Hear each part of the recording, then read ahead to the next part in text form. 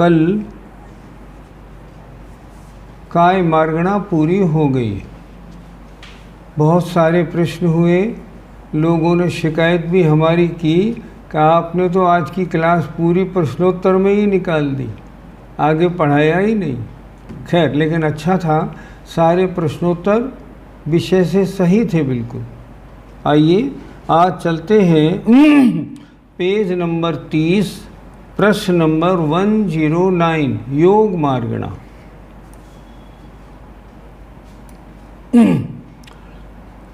प्रश्न नंबर 109, योग किसे कहते हैं? मार्गणा हमारी कौन कौन हो गई? देखिए, गति हो गई, इंद्रिय हो गई, काय हो गई। अब आज चौथी मार्गणा है योग मार्गणा। योग के आधार से अब जीवों को देखेंगे। योग किसे कहते हैं?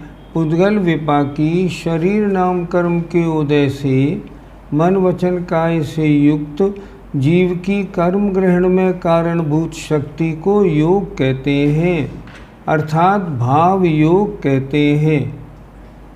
इस शक्ति के कारण आत्म प्रदेशों में जो परिस्पंदन उत्पन्न होता है उसे द्रव्य योग कहते हैं। देखिए, योग दो प्रकार का, पहला भाव योग, दूसरा द्रव्य योग। आत्मा में शरीर नाम कर्म के उदय से जो कर्म ग्रहण की शक्ति है वह भाव योग है, और इसके कारण आत्मा में जो परिस्पंदन होता है, आत्म प्रदेशों में जो हिलना डुलना होता है उसे द्रव्य योग कहते हैं। सूत्र है ना, काय वांग मनः कर्म योगः, मन वचन काय की क्रिया को योग कहते हैं। ये द्रव्य योग की परिभाषा हुई। और भाव योग का मतलब आत्मा में जो कर्म ग्रहण करने की शक्ति है उसका नाम भाव योग है। दोनों चीज़ें हैं हमारे पास, परिस्पंदन होने से द्रव्य योग भी हो रहा है और कर्मों को ग्रहण करने की शक्ति भी है, इसलिए भाव योग भी है। योग के कितने भेद हैं? प्रश्न 110। उत्तर, संक्षेप में योग के 3 भेद हैं, काय योग, वचन योग और मनोयोग।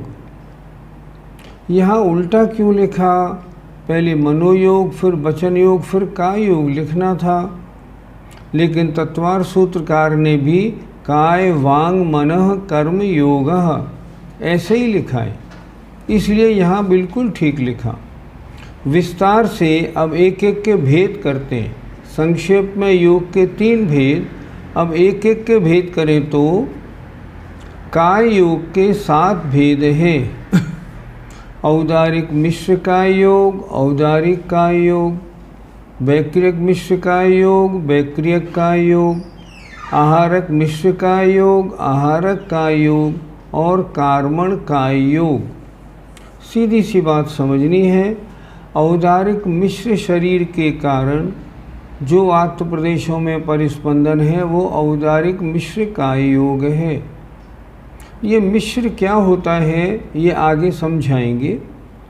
औदारिक काय योग, औदारिक शरीर के कारण जो आत्म प्रदेशों में परिस्पंदन है वह औदारिक काय योग है। वैक्रियक मिश्र शरीर के कारण वैक्रियक मिश्र काय योग, वैक्रियक शरीर के कारण वैक्रियक काय योग, आहारक मिश्र उसके कारण आहारक मिश्र काय योग, और आहारक काय योग के कारण आहारक काय योग, और कार्मण काय से कार्मण शरीर के कारण कार्मण काय योग होता है। इन काय योग के 7 भेदों के कारण आत्म प्रदेशों में परिस्पंदन होता है, उसे हम कहते हैं काय योग। अब आते हैं वचन योग के 4 भेद हैं। सत्य वचन योग, असत्य वचन योग, उभय वचन योग और अनुभय वचन योग। संक्षेप से परिभाषा देखते हैं। सत्य वचन बोलने के कारण जो आत्म प्रदेशों में परिस्पंदन हुआ, सत्य वचन योग। असत्य वचन बोलने के कारण जो आत्मप्रदेशों में परिस्पंदन हुआ, असत्य वचन योग। जो वचन ऐसे हों ना सत्य हों ना असत्य हों, वे उभय वचन योग। या यूँ कह लें, जो सत्य भी हों असत्य भी हों, वे उभय वचन योग। और जो सत्य भी नहीं हो असत्य भी नहीं हो, वे अनुभय वचन योग। इनकी परिभाषा डिटेल में आज हम पढ़ाएंगे, आगे पुस्तक में दी हुई है। मनोयोग के 4 भेद: सत्य मनोयोग, असत्य मनोयोग, उभय मनोयोग और अनुभय मनोयोग। इस प्रकार सब मिलाकर योग के 15 भेद हैं। अब एक एक को जो परिभाषा हमने आपको भेद बताए, अब एक एक की परिभाषा समझते हैं। पहला प्रश्न नंबर 111, औदारिक मिश्र का योग किसे कहते हैं? पहले संक्षेप से समझ लें कि कोई आत्मा अपने उत्पत्ति स्थान पर जन्म लेने के लिए आया और जो शरीर उसने ग्रहण किया, जब तक उसकी शरीर पर्याप्ति पूरी नहीं हुई तब तक औदारिक मिश्र का योग, और शरीर पर्याप्ति पूरी हो गई तो औदारिक का योग। हमने पहले आपको पढ़ाया था, जब तक शरीर पर्याप्ति पूरी नहीं हुई तब तक निवृत्त पर्याप्त, और शरीर पर्याप्ति पूरी हुई तब क्या कहते हैं?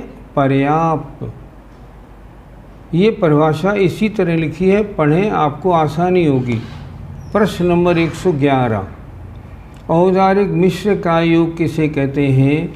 विग्रह गति के बाद, विग्रह गति एक जीव एक शरीर को छोड़कर जब अगले शरीर ग्रहण करने के लिए जाता है, उसे कहते हैं विग्रह गति। विग्रह गति के बाद मनुष्य अथवा त्रिंच गति में जब तक शरीर पर्याप्ति पूर्ण नहीं होती है तब तक, अर्थात अपर्याप्त अवस्था में उस जीव की, अपर्याप्त का मतलब निवृत्त पर्याप्त अवस्था में उस जीव की कार्मण शरीर और औदारिक शरीर के निमित्त से आत्मप्रदेशों का जो परिस्पंदन होता है उसे औदारिक मिश्र का योग कहते हैं। औदारिक शरीर तो अभी बना नहीं, तो औदारिक शरीर और कार्बन शरीर, इन दोनों के कारण आत्मप्रदेशों का जो परिस्पंदन है उसे औदारिक मिश्र का योग कहते हैं। किस अवस्था का वर्णन है? जब तक औदारिक शरीर की शरीर पर्याप्ति पूरी नहीं हुई तब तक औदारिक मिश्र का योग, क्योंकि आत्मप्रदेशों में परिस्पंदन तो उसके भी कारण होगा ना, इसलिए। आगे औदारिक का योग किसे कहते हैं? निवृत्त पर्याप्त अवस्था के अंतर्मुहूर्त बाद, अर्थात शरीर पर्याप्ति पूरी हुई, निवृत्त पर्याप्त अवस्था भी पूरी हो गई, फिर क्या हो गए? पर्याप्त। तो निवृत्त पर्याप्त अवस्था के अंतर्मुहूर्त बाद पर्याप्त हो जाने पर औदारिक शरीर के निमित्त से जो आत्मप्रदेशों का परिस्पंदन होता है उसे औदारिक का योग कहते हैं। हमने माँ के पेट में जन्म लिया, जन्म लेने के बाद मान लो 1 मिनट तक हमारी अवस्था निवृत्त पर्याप्त रही, तो हमारा शरीर कौन सा कहा जाएगा? योग औदारिक मिश्र का योग। जैसे ही हमारी शरीर पर्याप्ति हमने पूरी कर ली तब हमारा हो जाएगा औदारिक का योग। मनुष्य और त्रियंच को पूरे जीवन भर औदारिक का योग रहता है। हमारे और आप सबके इस समय औदारिक का योग है। यह विशेष है कि उस पर्याप्तक जीव के कभी मनोयोग भी होता है, कभी वचन योग भी होता है। प्रश्न: जब औदारिक शरीर के कारण औदारिक शरीर औदारिक का योग है, तो फिर मनोयोग क्यों हुआ, वचन योग क्यों हुआ? इसका उत्तर ये है, ध्यान से, जब आत्मा का प्रयोग मन से चिंतन करने में होता है तब मनोयोग, जब आत्मा का प्रयोग वचन बोलने में होता है तो वचन योग, और जब आत्मा का प्रयोग इन दोनों में नहीं होता तब काय योग होता है। मन वचन काय के निमित्त से परिस्पंदन होना है, उसके बारे में बता रहे हैं। अब देखिए प्रश्न नंबर 113, वैक्रियक मिश्र का योग किसे कहते हैं? जैसे आहारक मिश्र था, जब तक आहारक मिश्र में शरीर पर्याप्ति जब तक औदारिक में शरीर पर्याप्ति पूरी नहीं हुई, हमने कहा औदारिक मिश्र, शरीर पर्याप्ति होने पर औदारिक का योग। उसी तरह वैक्रियक में भी समझिए। देखें, विग्रह गति के बाद देवगति और नरक गति में अपर्याप्त अवस्था के अंतर्मुहूर्त पर्यंत, अर्थात निवृत्त पर्याप्त अवस्था के बाद, अपर्याप्त अवस्था के अंतर्मुहूर्त पर्यंत मतलब अपर्याप्त अवस्था के अंतर्मुहूर्त तक कार्बन शरीर और वैक्रियक शरीर के इन दोनों के निमित्त से आत्म प्रदेशों का जो परिस्पंदन होता है उसे वैक्रियक मिश्र का योग कहते हैं। वहाँ दोनों हैं, कार्बन शरीर भी है और वैक्रियक शरीर भी है। दोनों क्यों है? क्योंकि वैक्रियक शरीर की अभी शरीर पर्याप्ति पूरी नहीं हुई है, इस कारण। अच्छा, वैक्रियक का योग किसे कहते हैं? पर्याप्त अवस्था में वैक्रियक शरीर के निमित्त से आत्म प्रदेशों में जो परिस्पंदन होता है उसे वैक्रियक का योग कहते हैं। देव और नारकियों के पूरे जीवन भर वैक्रियक योग का योग रहता है। कभी कभी वचन योग और मनोयोग भी होता है। उस समय हम कहेंगे वैक्रियक का योग है। देव और नारकी में कोई मनुष्य या त्रिंश उत्पन्न होने को पहुंचा, उसने वहाँ जन्म लिया। जब तक निवृत्त पर्याप्त है, शरीर पर्याप्ति पूरी नहीं हुई, वैक्रियक मिश्र का योग रहा। जब शरीर पर्याप्ति पूरी हो गई तब वैक्रियक का योग हो गया। वैक्रियक का योग का मतलब उस वैक्रियक शरीर के निमित्त से देव और नारकियों के आत्मा में परिस्पंदन का होना, उसे कहते हैं वैक्रियक का योग। इसी तरह अब आहारक में समझते हैं। आहारक में भी दो हैं, आहारक मिश्र और आहारक का योग। देखें, छठे गुणस्थानवर्ती जिन मुनियों के असंयम का परिहार करने के लिए और संदेह निवारण हेतु मस्तक से जो श्वेत रंग का पुतला निकलने वाला है, उनके प्रथम अंतर मुहूर्त में जब तक आहारक शरीर पर्याप्त नहीं होता है तब तक औदारिक शरीर और आहारक शरीर के निमित्त से आत्म प्रदेशों में जो परिस्पंदन होता है उसे आहारक मिश्र का योग कहते हैं। पहले ये समझिए, ये आहारक शरीर है क्या? जो महान मुनि महाराज होते हैं, बड़े तपस्वी होते हैं, उनको एक आहारक रिद्धि हो जाती है। उस आहारक रिद्धि से क्या होता है, वो जब चाहे जब आहारक शरीर बनाते हैं। वो आहारक शरीर एक हाथ लंबा पुतले के रूप में मनुष्य आकार का उनके शरीर से निकल के और काम करके वापस आता है।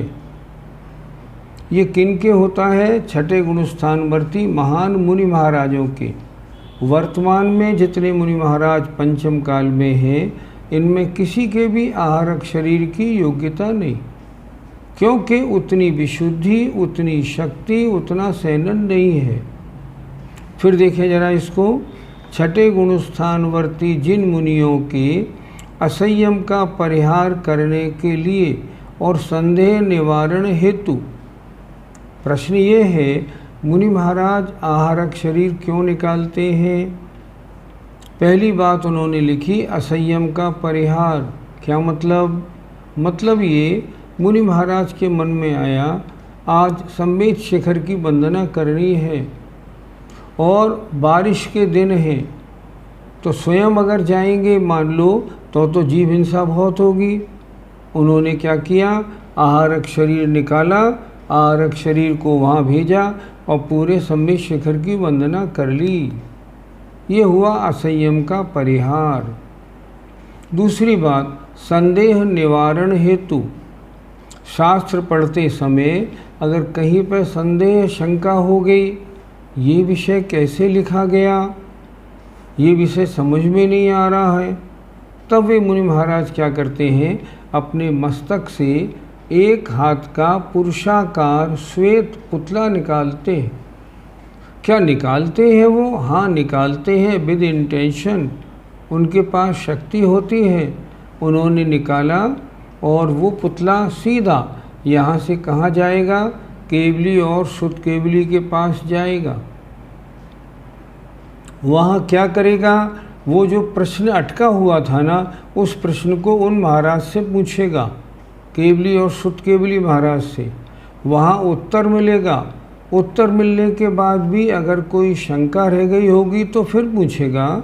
शंका का भी उत्तर लेने के बाद वो लौटेगा और शरीर में उसी तरह समा जाएगा। वो होता है आहारक शरीर। फिर देखिए, छठे गुणस्थानवर्ती जिन मुनियों के असंयम का परिहार अर्थात जीव हिंसा आदि न हो इसलिए और संदेह निवारण हेतु मस्तक से जो श्वेत रंग का पुतला निकलने वाला है, उनके प्रथम अंतर मुहूर्त में जब तक आहारक शरीर पर्याप्त नहीं होता है, तब तक औदारिक शरीर और आहारक शरीर के निमित्त से आत्म प्रदेशों में जो परिस्पंदन होता है, उसे आहारक मिश्र का योग कहते हैं। महाराज ने आहारक पुतला बनाने का प्रयत्न किया, तो अभी पहले अंतर्मूर्त में तो निवृत्त पर्याप्त अवस्था रहेगी। निवृत्त पर्याप्त अवस्था औदारिक शरीर और आहारक शरीर दोनों की है। दोनों के द्वारा मिलके आहारक शरीर बनाया जा रहा है। तो जब तक निवृत्त पर्याप्त अवस्था है, शरीर पर्याप्ति पूरी नहीं हुई है, तब तक आत्म प्रदेशों में जो परिस्पंदन है वो आहारक मिश्र का योग कहलाएगा। शरीर कौन सा है? वो आहारक मिश्र है।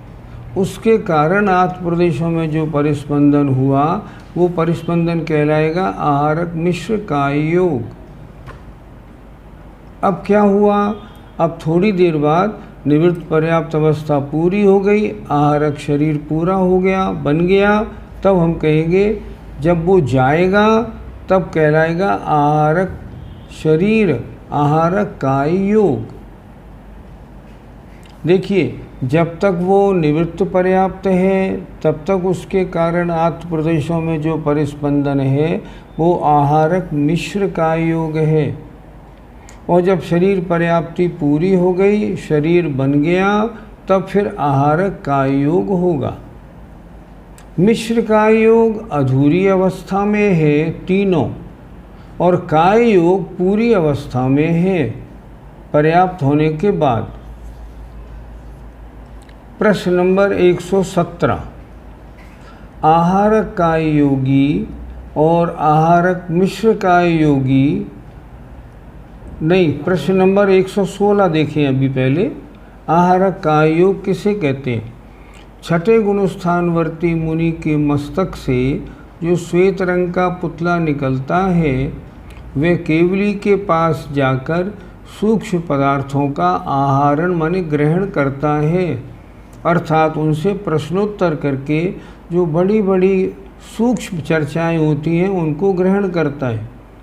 इसलिए इस आहारक शरीर के द्वारा आत्म प्रदेशों में जो परिस्पंदन होता है उसे आहारक काय योग कहते हैं। आहारक काय योग गया, उसमें आत्मा कौन सी है? अपनी ही आत्मा है। वो आत्मा का इसलिए कहते हैं, ये भी समुद्घात कहलाता है। आत्मा के कुछ प्रदेश उन्होंने उसमें आहारक शरीर बना, वे गए केवली शुद्ध केवली के पास, संघ का समाधान किया और वापस आए। तो इस सब करने में जो आत्म प्रदेशों में परिस्पंदन हुआ वो आहारक का योग कहलाता है।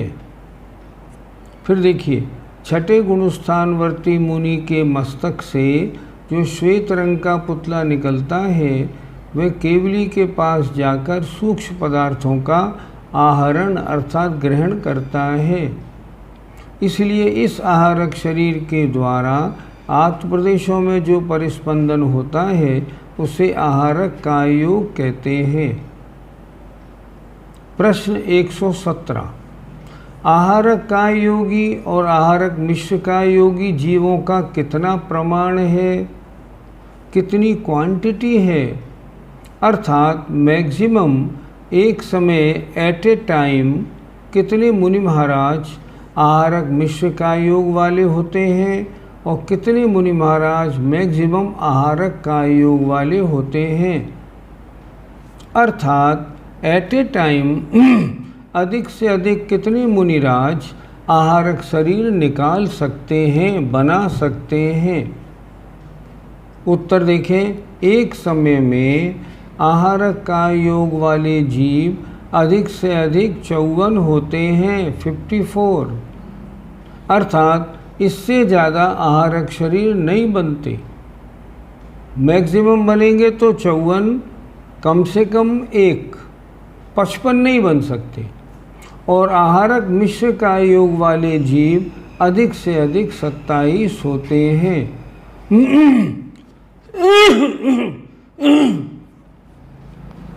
आहारक शरीर को बनाने वाले 27 और जिनका आहारक शरीर बन गया वो मैक्सिमम 54। इनकी संख्या में इतना अंतर क्यों रखा? क्योंकि आहारक मिश्र का योग का काल बहुत थोड़ा है और आहारक का योग का काल बहुत ज़्यादा है, इसलिए ये 27 और वो 54 होते। इससे ज़्यादा एक समय में आहारक शरीर बनाने वाले मुनि महाराज बना नहीं सकते। अधिक से अधिक मिश्र का योग 27, आहारक का योग वाले 54 होते।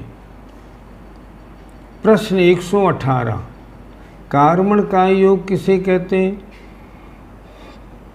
जब यह जीव मरण करके नया शरीर प्राप्त करने के लिए विग्रह गति में जाता है तब कार्मण शरीर के निमित्त से आत्म प्रदेशों का जो परिस्पंदन होता है उसे कार्मण का योग कहते हैं। यह योग 1, 2 अथवा 3 समय तक होता है। फिर देखिए, कार्मण का योग, जीव ने पहला शरीर छोड़ा, अगले शरीर ग्रहण करने के लिए जा रहा है। रास्ते में समय कितना लगेगा? 1, 2 अथवा 3 समय। अब रास्ते में उस आत्मा के साथ शरीर तो अभी है नहीं। जो पहला शरीर था वो तो छोड़ के आत्मा आई है और अगला शरीर अभी ग्रहण करने जा रही है। बीच में टाइम लगता है अधिक से अधिक 1, 2 या 3 समय। तो 1, 2 अथवा 3 समय, उस समय कौन सा काय योग होगा? उस समय होगा कार्मण काय योग। अच्छी तरह देखें, जब यह जीव मरण कर नया शरीर प्राप्त करने के लिए विग्रह गति में जाता है, नया शरीर ग्रहण करने के लिए जाता है, तब कार्मण शरीर के निमित्त से आत्म प्रदेशों का जो परिस्पंदन होता है उसे कार्मण का योग कहते हैं। हमारे 3 शरीर अभी भी हैं। पहला ये औदारिक शरीर, इस शरीर में चमक देने वाला तेजस शरीर और आत्मा के साथ जो कर्म पुंज लगा है वो कार्मण शरीर।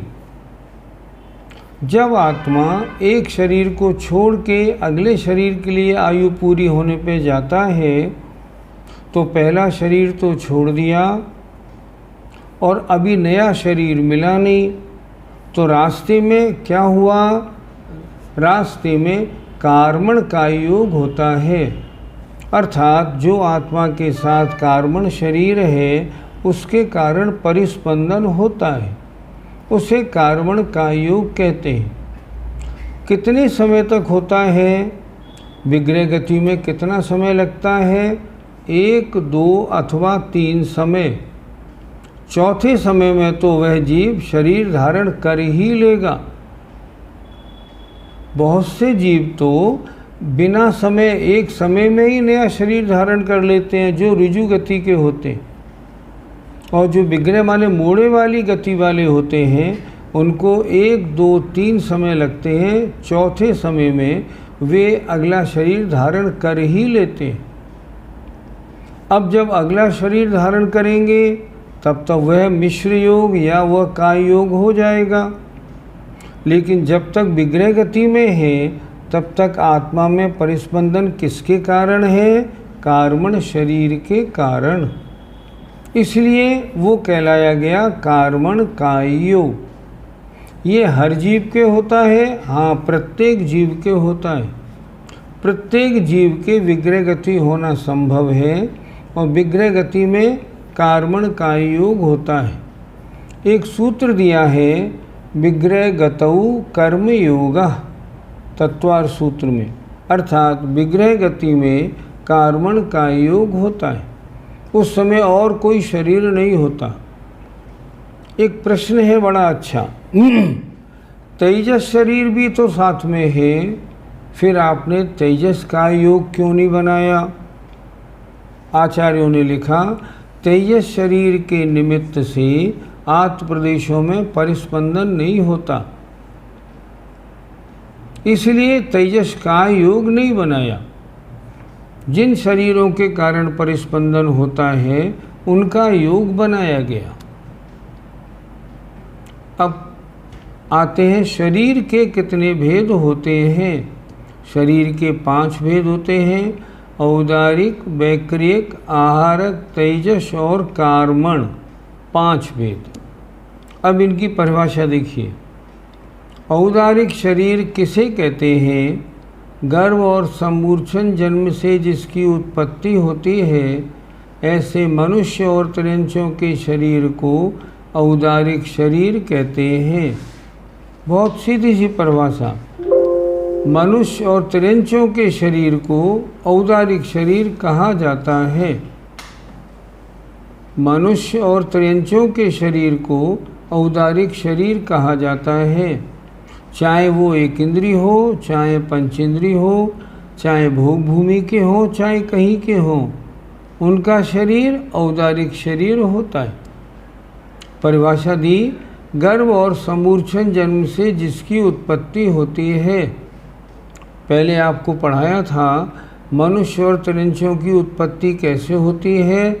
गर्भ जन्म से और समूर्छन जन्म से। तो गर्भ और समूर्छन जन्म से जिनकी उत्पत्ति होती है, ऐसे मनुष्य और त्रिंचों के शरीर को औदारिक शरीर कहते हैं। प्रश्न नंबर 121, वैक्रिक शरीर किसे कहते हैं? उपाद जन्म से जिसकी उत्पत्ति होती है, ऐसे देव और नारकियों के शरीर को वैक्रिक शरीर कहते हैं। देव और नारकियों का औदारिक शरीर नहीं होता और मनुष्य और त्रिंचों का वैक्रिक शरीर नहीं होता। मनुष्य और त्रिंचों का औदारिक शरीर और देव और नारकियों का वैक्रिक शरीर होता है। प्रश्न 122, आहारक शरीर किसे कहते हैं? छठे गुणस्थानवर्ती मुनि के तपश्चरण के निमित्त से होने वाली आहारक रिद्धि के फलस्वरूप उन्होंने जो महान तपश्चरण किया उससे उनको आहारक रिद्धि प्राप्त हो गई। फिर देखिए, छठे गुणस्थानवर्ती मुनि के तपश्चरण के निमित्त से होने वाली आहारक रिद्धि के फलस्वरूप तीर्थंकरों के दीक्षा कल्याणक आदि एवं जिन गृह चैत्य चैत्यालयों की वंदना के लिए अर्थात असंयम का परिहार करने के लिए एवं संदेह निवारण के लिए मस्तक से साधु एवं मस्तक से धातु एवं सहनन से रहित समचतुरस संस्थान युक्त एक हाथ का सफ़ेद रंग का जो पुतला निकलता है उसे आहारक शरीर कहते हैं। थोड़ा नीचे करो, इसको अच्छी तरह देखते हैं। आहारक शरीर किनके निकलता है? छठे गुणस्थानवर्ती मुनि के। इनमें योग्यता कैसे आती है? ये तपस्सरण के निमित्त से जो आहारक रिद्धि प्राप्त हुई उसके कारण उनमें आहारक शरीर बनाने की योग्यता आती है। इसको वो किस काम में लेते हैं आहारक शरीर को? देखिए, तीर्थंकरों के दीक्षा कल्याणक आदि में जाने के लिए और जिन गृह, जिन माने प्रतिमा और जिन गृह माने मंदिर और चैत्य और चैत्यालयों की वंदना के लिए कभी मन हो जाए आज कैलाश पर्वत के चैत्यालयों की वंदना करनी है, तब क्या होगा? मुनि महाराज आहारक शरीर बनाएंगे, आहारक शरीर को कैलाश पर्वत भेजेंगे, आनंद से वंदना करेंगे। तो लिखा जिन गृह चैत्य चैत्यालयों की वंदना के लिए अर्थात असंयम का परिहार करने के लिए मुनि महाराज अगर स्वयं जाएंगे तो जीव हिंसा होगी। जीव हिंसा से बचना है तो क्या करें? आहारक शरीर बना लो, आहारक शरीर को भेज दो। आहारक शरीर वहाँ जो वंदना करेगा उस वंदना ये मुनि महाराज इन्हीं की आत्मा वहाँ वंदना करेगी, क्योंकि इन्हीं के आत्मा के प्रदेश हैं। अर्थात असंयम का परिहार करने के लिए एवं संदेह निवारण के लिए तत्वों में कोई शंका हो गई है तो केवली शुद्ध केवली के पास शंका दूर करने के लिए कहाँ से निकलता है? मस्तक से निकलता है। कैसा होता है? इस आहारक शरीर में कोई धातु नहीं होती, खून मांस मज्जा कुछ नहीं होता, एवं सहनन भी कोई नहीं होता। सहनन 6 होते हैं लेकिन आहार शरीर में कोई हड्डियां नहीं होती, इसलिए सहनन नहीं होता। होता कैसा है? समचतुरस संस्थान, बहुत सुंदर बनावट वाला। सहनन कहते हैं हड्डियों की मजबूती की बात, बंधन विशेष, और संस्थान कहते हैं शरीर का आकार। पुतला बहुत सुंदर होता है। तो समचतुरस संस्थान युक्त कितना बड़ा होता है? एक हाथ का। रंग कैसा? सफ़ेद। आकार कैसा? मनुष्याकार। जो पुतला मस्तक से निकलता है उसे आहारक शरीर कहते हैं। ये मुनि महाराज केवल अच्छे काम के लिए निकालते हैं, किन्हीं गलत कामों के लिए बिल्कुल नहीं निकालते। इस तरह ये आहारक शरीर हुआ। प्रश्न नंबर 123, तेजस और कार्मण शरीर किसे कहते हैं? जिसके निमित्त से औदारिक आदि शरीरों में विशिष्ट प्रकार का तेज होता है उसे तेजस शरीर कहते हैं। हमारे आपके शरीर में जो चमक है ना, चमक का कारण क्या है? तेजस शरीर। हमने एक बात और भी बताई थी, आपके खाए हुए भोजन को पचाने वाली जो आपके शरीर में अग्नि है, जिसे हम कहते हैं जठरानल, वो भी तेजस शरीर है, वो ही भोजन पचाता है। तीसरी बात, आपके शरीर में जो मिनिमम टेम्परेचर मेंटेन होता है 98.6, वो भी तेजस शरीर ही कराता है, क्योंकि तेजस शरीर में थोड़ी हीट भी होती है। इस कारण तेजस शरीर के 3 काम: शरीर को चमक देना, दूसरा काम खाए हुए भोजन को पचाना, तीसरा काम शरीर में एक टेम्परेचर मेंटेन करना। जब आत्मा मान लो मनुष्य शरीर को छोड़ के जाएगी, उस समय उसके साथ तेजस शरीर भी चला जाएगा। तो जैसे ही वो आत्मा निकलती है ना, तो हम यहाँ क्या कहते हैं, अब तो ये ठंडे पड़ने लगे, आत्मा निकल गई, मर गए। ठंडे क्यों पड़े? कि वो तैयस शरीर निकल गया। तैयस शरीर के कारण 98.6 टेम्परेचर मेंटेन था। अब वो तैयस शरीर निकल गया, शरीर ठंडा पड़ने लगा। तो 3 काम तैयस शरीर के हैं। ये तैयस शरीर 2 प्रकार का होता है, एक निस्सरणात्मक और एक अनिस्सरणात्मक।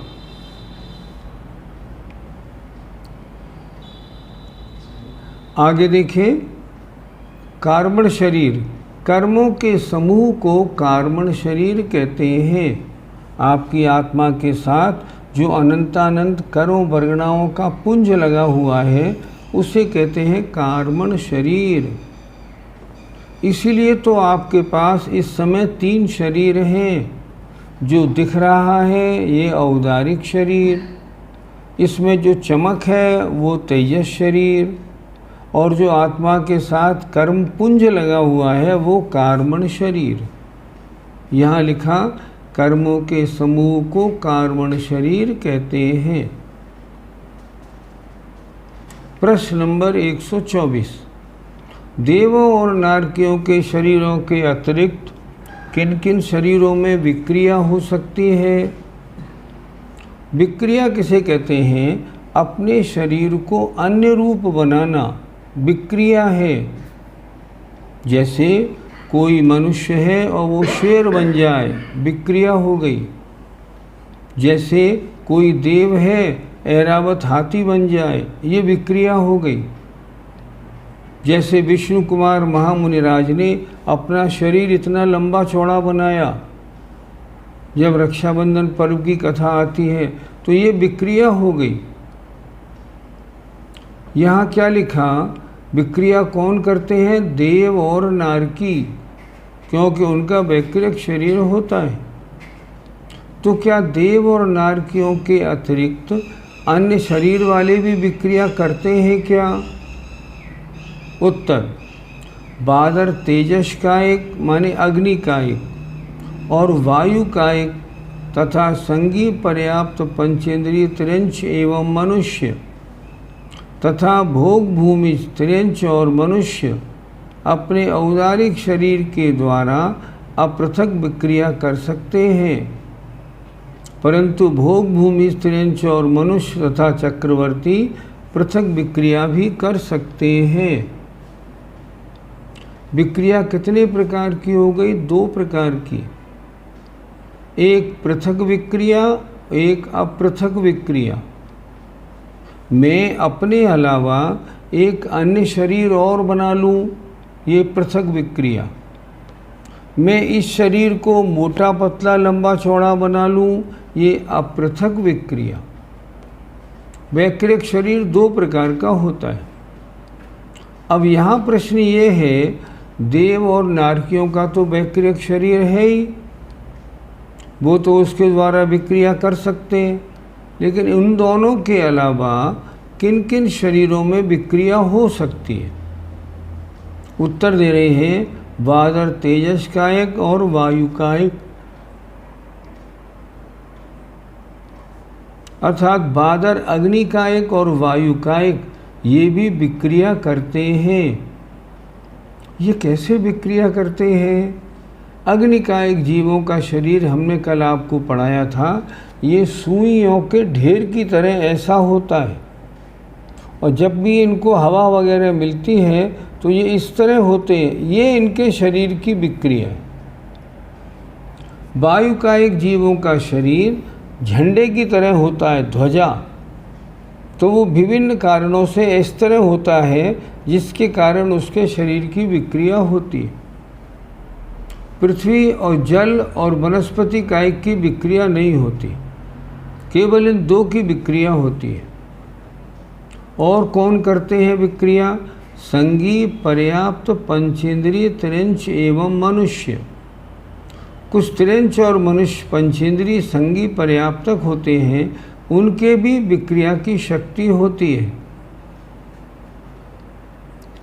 भोग भूमि में जो त्रिंच और मनुष्य अपने औदारिक शरीर वाले होते हैं, उनके द्वारा भी अपृथक विक्रिया कर सकते हैं, अपने शरीर को अन्य अन्य रूप बना सकते हैं।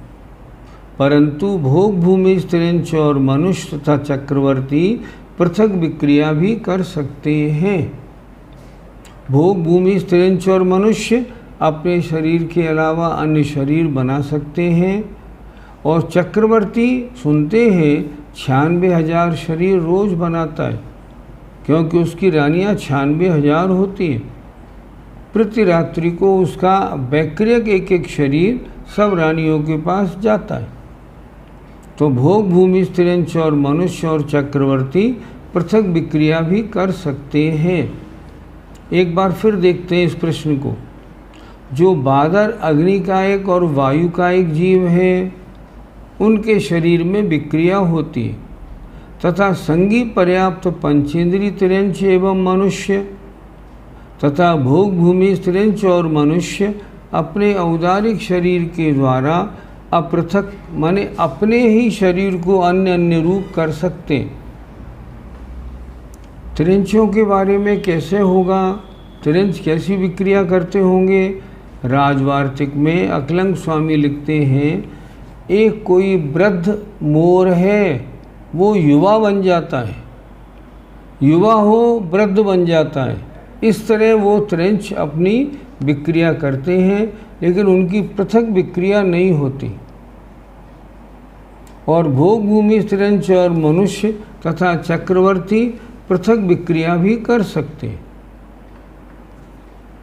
आइए नीचे, तेजस शरीर के कितने भेद हैं? तेजस शरीर के 2 भेद हैं, निस्सरणात्मक और अनिस्सरणात्मक। निस्सरण तेजस शरीर छठे गुणस्थानवर्ती रिद्धिधारक मुनि के होता है।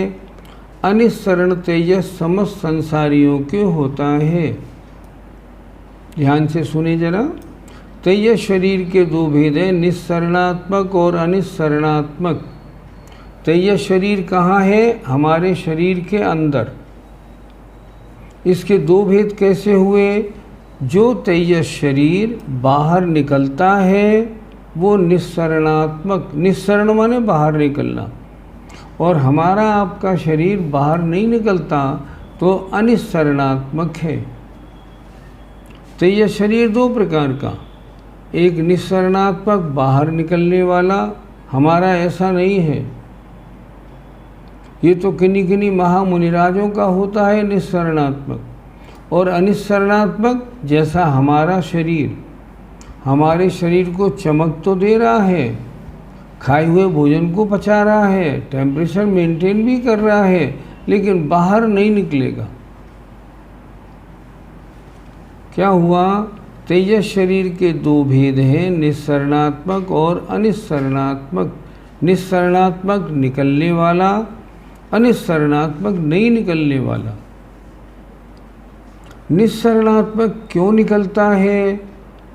आचार्यों ने लिखा, जब उन मुनिराज को भयंकर क्रोध आदि उत्पन्न हो जाता है, तब उनके उल्टे कंधे से, उल्टे हाथ के कंधे से एक सिंदूरी रंग का बिलाव के आकार का शरीर निकलता है। वो क्या करता है? जिसके ऊपर गुस्सा आती है ना, उसको भस्म करके वापस लौटता है।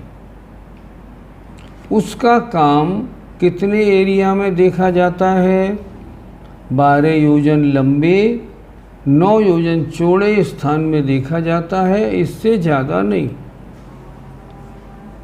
अर्थात किन्हीं मुनिराज को, महान तपस्वी मुनि महाराज को किसी के ऊपर क्रोध आ गया, तो क्रोध आ गया, उनके उल्टे के हाथ के कंधे से एक पुतला निकलेगा, और वो पुतला उस व्यक्ति को और उसके साथ में 12 योजन बाई 9 योजन के इलाके को जला के भस्म कर देगा। ये निस्सरणात्मक। कैसा? अशुभ। एक निस्सरणात्मक होता है शुभ। मुनि महाराज किसी शहर में आए तो उन्होंने देखा यहाँ तो महामारी फैल रही है। उनको चित्त में बड़ी करुणा उत्पन्न हुई।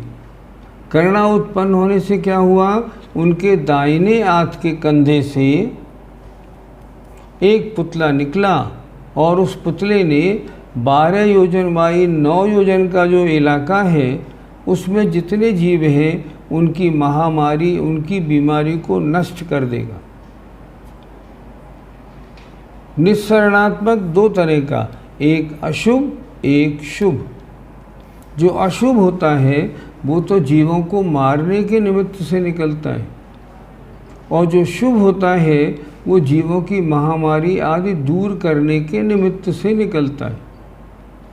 इस तरह निस्सरणात्मक दो तरह का और अनिस्सरणात्मक एक तरह का है जो हमारा और आपका होता है। इस तरह दो प्रकार का शरीर लिखा है नीचे इन्होंने। निस्सरण तेजस शरीर छठे गुणस्थानवर्ती रिद्धिधारक मुनि के ही होता है, गृहस्थों के नहीं होता। और निस्सरण तेजस शरीर और अनिस्सरण तेजस समस्त संसारियों के होता है। हमारे और आपके तेजस शरीर है। कौन सा है? अनिस्सरणात्मक, बाहर निकलने वाला नहीं। प्रश्न नंबर 126। अभी तक हमने क्या किया? अभी तक हमने औदारिक, वैक्रियक, आहारक, तेजस और कार्मण पांचों शरीरों की परिभाषाएं अच्छी तरह समझ ली। औदारिक शरीर त्रिंच और मनुष्यों का शरीर, वैक्रियक शरीर नारकी और देवों का शरीर, आहारक शरीर जो मुनिराज की तपस्या से मुनि महाराज के मस्तक से निकलता है, तेजस शरीर जो शरीर में चमक और गर्मी और खाने को पचाने का काम करता है, और एक होता है कार्बण शरीर जो कार्बण शरीर क्या करता है? कर्मों का शरीर, कर्मों का पुंज आत्मा के साथ लगा है, वो कार्बण शरीर है। इस तरह 5 शरीरों की चर्चा हो गई। अब आते हैं प्रश्न नंबर 126। देख लेते। कर्म और नो कर्म किसे कहते हैं? दो शब्द सुनने में आते हैं, कर्म और नो कर्म। ये क्या है? औदारिक, वैक्रियक, आहारक और तेजस नाम कर्म के उदय से होने वाले 4 शरीरों को नो कर्म कहते हैं। नो कर्म माने शरीर। कौन कौन से शरीर? औदारिक, वैक्रियक, आहारक और तेजस। इन चारों के शरीरों को नो कर्म कहते हैं। ये किससे बनते हैं? ये नो कर्म वर्गणा से बनते हैं। कार्मण शरीर नामकर्म के उदय से होने वाले ज्ञानावरणादिक 8 कर्मों के समूह को कार्मण शरीर अर्थात कर्म कहते हैं। आत्मा के साथ जो कर्म पुंज लगा है ना, वो कार्मण शरीर है। और शेष जो 4 शरीर हैं उनको कहते हैं नो कर्म। वो नो कर्म वर्गणाओं से बना और कार्मण शरीर कार्मण वर्गणाओं से बनता है। हमारे पास प्रश्न भी बहुत सारे आ गए हैं, हमें दिख नहीं रहे हैं प्रश्न। हमारे पास प्रश्न भी बहुत सारे आए हैं। आइए जरा प्रश्न को थोड़ा थोड़ा एक एक का उत्तर देख लेते हैं। पहला प्रश्न आया, पुद्गल विपाकी क्या है? पहले जब लिखा था ना, देखिए कौन से प्रश्न में आया था। प्रश्न नंबर 109 में आया था, पुद्गल विपाकी। इसका अर्थ क्या होता है? जिन कर्मों का फल पुद्गल में होता है उसे कहते हैं पुद्गल विपाकी। शरीर नाम कर्म पुद्गल विपाकी होते हैं। उसके मतलब उनके उदय से पुद्गल में उसका फल मिलता है तो पुद्गल विपाकी कहलाते हैं। आगे देखें, कार्मण मिश्र काय योग क्यों नहीं होता? नहीं, कार्मण मिश्र काय योग नहीं होता। क्यों नहीं होता? कि कार्बन शरीर के बनने में अन्य शरीरों की आवश्यकता नहीं होती। दूसरी बात, कार्बन शरीर उसकी पर्याप्तियाँ नहीं होती। वो अधूरा पूरा नहीं होता। मिश्र का योग 3 में है, इसमें नहीं होता, इसलिए इसमें होता ही नहीं है। तेजस को योग में क्यों नहीं लिया, वो भी तो काय है। हमने बताया था क्योंकि तेजस शरीर के निमित्त से ना योग होता है ना भोग उपभोग होता है, आत्म प्रदेशों में परिस्पंदन नहीं होता। ऐसा क्यों होता है समझ में नहीं आया। तेजस शरीर के लिए आत्मा का प्रयोग नहीं होता। ध्यान से सुनिएगा, मुनि महाराज अच्छा या बुरा तेजस शरीर निकालते नहीं, तो क्या होता है, वो शरीर अपने आप निकल जाता है और निकल जाने के बाद उसका आत्मा के साथ आत्मा का उपयोग उसमें नहीं रहता। और जब आत्मा का उपयोग नहीं है तो फिर तेजस शरीर संबंधी काय योग भी नहीं होता है। अपर्याप्त अवस्था में क्या विग्रह गति नहीं होता, नहीं होती, होना चाहिए था। अपर्याप्त अवस्था में विग्रह गति नहीं होती, नहीं, अपर्याप्त अवस्था विग्रह गति में तो अपर्याप्त अवस्था ही होती है। किसी के पर्याप्त नाम कर्म का उदय हो, अगर वो जीव विग्रह गति में 1, 2, 3 समय है, तब उसके अपर्याप्त अवस्था ही होगी। अभी शरीर नहीं मिला तो पर्याप्ति पूर्ण कहाँ से होंगी, सोचिए तो। आगे, विग्रह गति में कर्मबंध होता है क्या? अगर होता है तो किस प्रकार से? विग्रह गति में भी आत्मा में निरंतर कर्मों का उदय है, वहाँ भी शरीर है, कर्मण शरीर। आत्मा में कर्मों का उदय बराबर आ रहा है और आत्मा के परिणाम बराबर बन रहे हैं, नए प्रति समय। इसलिए उसके कारण वहाँ विग्रह गति में आत्मा के परिणाम है तो कर्मबंध भी है। क्या लिखा? पर्याप्ति होना चाहिए। पर्याप्ति पूर्ण हो जाने के बाद कर्मण का योग नहीं होगा क्या? नहीं, बिल्कुल नहीं होगा। निवृत्त पर्याप्त अवस्था खत्म हुई, कर्मण का योग, कर्मण शरीर अलग, और कर्मण का योग तो पर्याप्ति पूरे हो जाने के बाद नहीं, कर्मण का योग तो केवल विग्रह गति में होता है। ध्यान से सुनना है, कर्मण का योग तो केवल विग्रह गति में होता है, यहाँ जन्म लेने के बाद नहीं होता, इसलिए उसका प्रश्न ही नहीं उठता। एक साथ एक जीव के कितने योग हो सकते हैं? एक साथ एक जीव के एक योग होता है। देखिए बड़ी विचित्र बात, एक साथ एक जीव के एक योग होता है। कभी शरीर संबंधी, कभी वचन संबंधी, कभी मन संबंधी। एक योग क्यों होता है?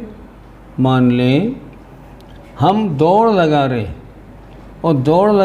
और दौड़ते दौड़ते भजन भी गा रहे हैं, तो भजन गाने में हमारे वचन योग हो रहा है, दौड़ लगाने में काय योग हो रहा है, और अगली लाइन सोच रहे हैं तो मनोयोग भी हो रहा है, तीनों योग हो रहे।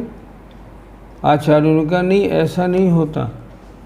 आत्मा का योग, आत्मा का प्रयत्न, आत्मा का प्रयोग एक ही योग की तरफ होता है। जब मन की तरफ होता है तो वचन और शरीर की ओर नहीं, जब शरीर की ओर होता है तो वचन मन की ओर नहीं होता। इसलिए एक साथ एक जीव के कितने योग हो सकते हैं? एक योग हो सकता है। विक्रिया रिद्धिधारी मुनिराज के वैक्रिक मिश्र का योग माना जाएगा क्या? नहीं। विक्रिया रिद्धिधारी मुनिराज के वैक्रिक शरीर जब निकाल दिया तब नहीं, जब वैक्रिक शरीर बनाया उस समय वैक्रिक मिश्र का योग होगा। लेकिन एक बात और है, वैकृक मिश्र का योग की चर्चा में आचार्यों ने स्पष्ट लिखा है, वैकृक मिश्र का योग केवल नारकी और देवों के होता है, मनुष्य और त्रिंचों में नहीं होता। तो ये विक्रिया रिद्धिधारी मुनिराज के वैकृक मिश्र का योग नहीं होता, उनके तो औदारिक विक्रिया होती है और औदारिक विक्रिया में मिश्र का योग नहीं बनता। आगे यहाँ परिभाषा में अपर्याप्त क्यों लिया, जबकि निवृत्त पर्याप्त भी कह सकते थे। हाँ, किन्हीं आचार्यों ने निवृत्त पर्याप्त को अपर्याप्त में लिया है, इसलिए उन्होंने वैसा कह दिया। आहारक शरीर में क्या मिश्र अवस्था में कार्बन काय नहीं होता है क्या? नहीं होता, उनके साथ में औदारिक शरीर होता है। औदारिक और वैक्रियक की मिश्र अवस्था में तो कार्बन शरीर होगा। आहारक शरीर की मिश्र अवस्था में आहारक और औदारिक शरीर होता है। जो श्रावक प्रतिमा लेते हैं पर उनको कषाय रहती है, जैसे क्रोध या मान, उनका गुणस्थान बदल जाता है। उनका गुणस्थान 5 से कौन सा हो जाता है, ऐसी बात नहीं। कषाय तो मुनिराजों के भी होती है 6ठे 7वें गुणस्थान में, आप तो 5वें की बात कर रहे हैं। तो जो श्रावक प्रतिमा लेते हैं उनको कषाय रहती है पर बहुत कम।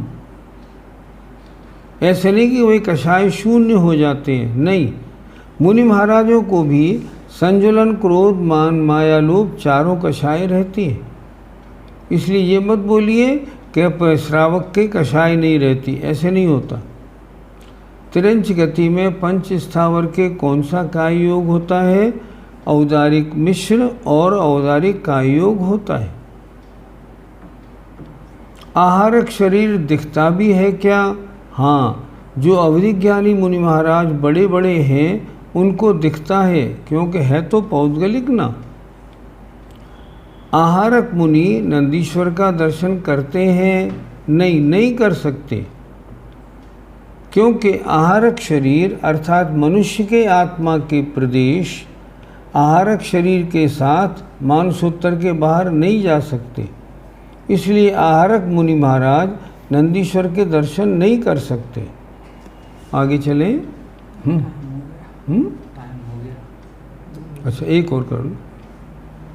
क्या पंचम काल में भी सफ़ेद पुतला निकल सकता है? नहीं निकल सकता, नहीं निकल सकता, क्योंकि इस समय उसको निकालने संबंधी तपस्चरण अपना नहीं है। आगे चलो। आहारक शरीर पूरे क्षेत्र की वंदना करता है या मात्र छूकर आ जाता है? अगर वंदना के लिए गया तो वंदना पूरी करता है, उसके भी आँख, नाक, कान पूरे होते हैं। इसलिए आहारक शरीर पूरे क्षेत्र की वंदना करता है या मात्र छूकर आ जाता है? बिल्कुल विधिवत वंदना करके आता है। क्या आहारक शरीर में कार्बन वर्गणा होती है? कार्बन वर्गणा नहीं, कार्बन शरीर आहारक शरीर के साथ होता है। लेकिन आहारक शरीर किससे बनता है? वो नोकर्म वर्गणाओं से बनता है, कार्बन वर्गणा नहीं। समय आपका पूरा हो गया, बस आज इतना ही। कल फिर इसके आगे आएंगे। योग को ज़रा थोड़ा घर पे रिपीट करके समझ लीजिएगा। जय जिनेन्द्र।